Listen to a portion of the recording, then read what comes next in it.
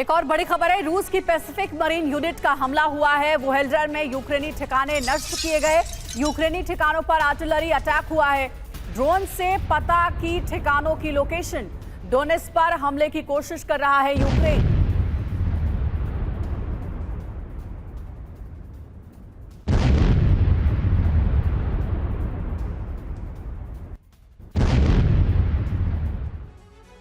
Romania तीसरे विश्व युद्ध का एपिसेंटर बनने की कगार पर खड़ा है। रोमानिया को लेकर रूस और नाटो में विश्व युद्ध छिड़ सकता है। महाविनाश की संभावना उस वक्त बहुत बढ़ गई जब रोमानिया की धरती पर रूस का तीसरा ड्रोन गिर गया। नाटो देश की धरती पर रूसी ड्रोन का धमाका हुआ तो महाविध्वंस की ज्वाला भड़क उठी।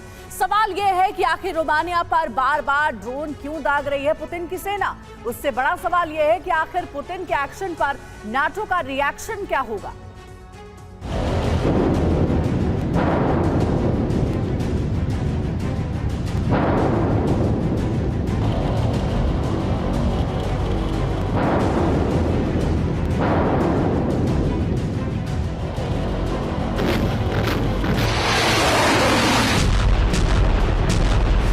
क्या अब रोमानिया की धरती धधकने जा रही है?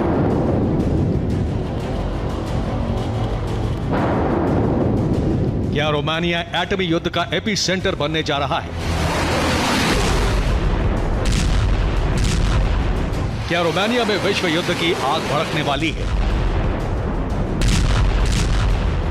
क्या पुतिन नेटो को जंग के लिए उकसा रहे हैं?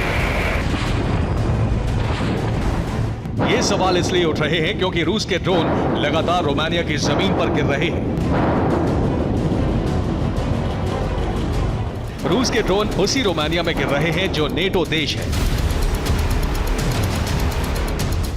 रोमानिया की धरती पर तीसरा ड्रोन गिर चुका है। 2 हफ्तों के अंदर यह तीसरी घटना है। रोमानिया की धरती पर तीसरी बार ड्रोन गिरा तो नेटो आग बबूला हो गया। तीसरे ड्रोन का मलबा मिला तो रोमानिया भड़क गया। उसने रूस के राजदूत को तलब कर लिया। रोमानिया की सरकार ने रूसी राजदूत को इसके गंभीर परिणाम भुगतने की चेतावनी दे दी है।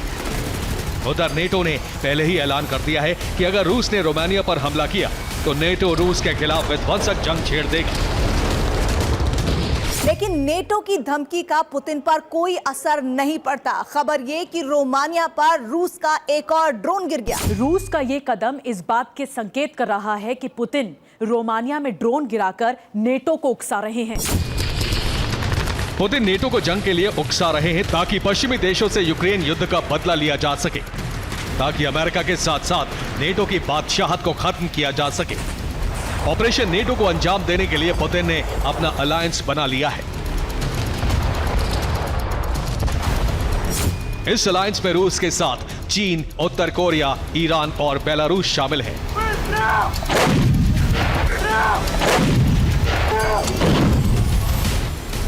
रूस का ड्रोन तीसरी बार रोमानिया की धरती पर गिरा है, इसलिए रोमानिया ने यूक्रेन बॉर्डर के पास अपने एयर डिफेंस सिस्टम को तैनात कर दिया है। इतना ही नहीं, रोमानिया ने यूक्रेन के साथ सी ब्रीज एक्सरसाइज शुरू कर दी है। यह रोमानिया की सैन्य तैयारी है ताकि नेटो का आदेश आते ही मॉस्को पर हमला किया जा सके।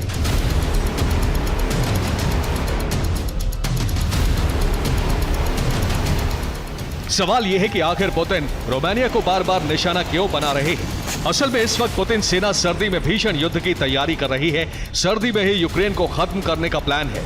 यूक्रेन तभी खत्म होगा जब पश्चिमी देशों की सप्लाई ठप होगी।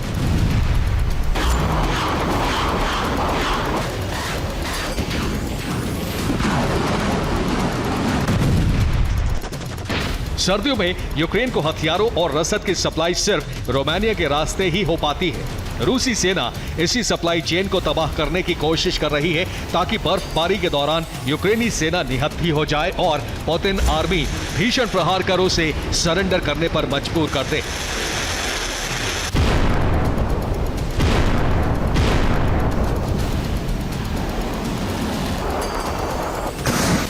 जाहिर है ये तो शुरुआत है। आने वाले वक्त में रोमानिया पर रूसी सेना और भी हमले कर सकती है। नेटो देश पर यह वो हमला होगा जो तीसरे विश्व युद्ध की वजह बन सकता है। Bureau report, TV9, Bharatvarsh. एक और बड़ी खबर ये कि लुहांस्क में रूस का बड़ा हमला हुआ है। MT-12 एंटी टैंक गन से अटैक किया गया। रूसी हमले में यूक्रेनी ठिकाना ध्वस्त हो गया है।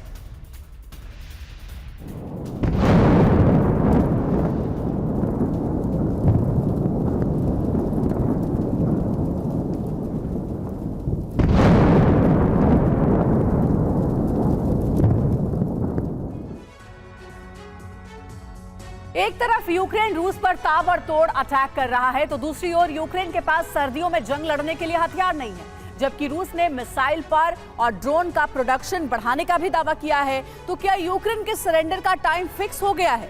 जानिए इस रिपोर्ट में आखिर क्यों यूक्रेन घुटने टेकने पर मजबूर हो जाएगा। आखिर किस ब्लूप्रिंट के तहत पुतिन यूक्रेन पर विजय का सपना देख रहे हैं।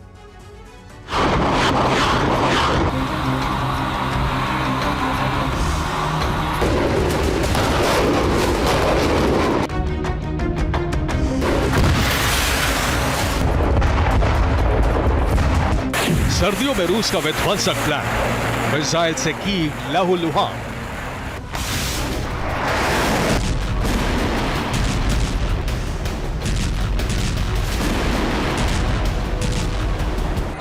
विंटर में यूक्रेन का सरेंडर, बिना हथियार कैसे लड़ेगा यूक्रेन?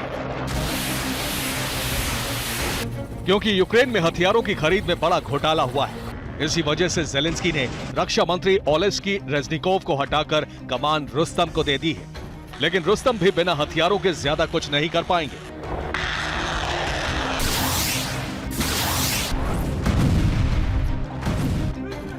जब तक हथियार मिलेंगे तब तक काफी देर हो सकती है, क्योंकि अमेरिका ने एक मॉनिटरिंग टीम की भेजी है जो घोटाले की भी जांच करेगी और नए हथियारों के इस्तेमाल पर निगरानी रखेगी।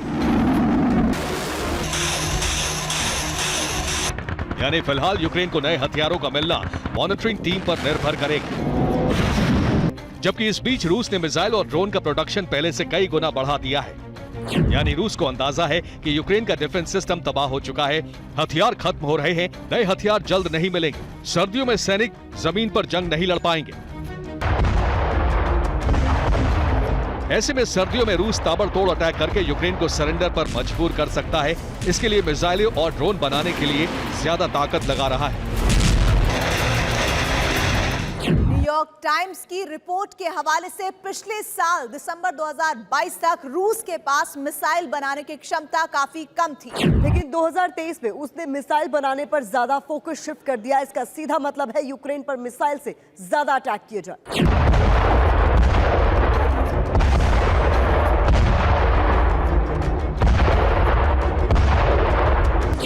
इतना ही नहीं, पिछले साल तक रूस एक साल में 100 टैंक बना रहा था, लेकिन इस साल उसने एक साल में 200 टैंक बनाने का लक्ष्य रखा है। जबकि कामिकाज़े ड्रोन का प्रोडक्शन भी बढ़ाया जा रहा है, जिसमें गैरान और लैंसेट ड्रोन शामिल हैं।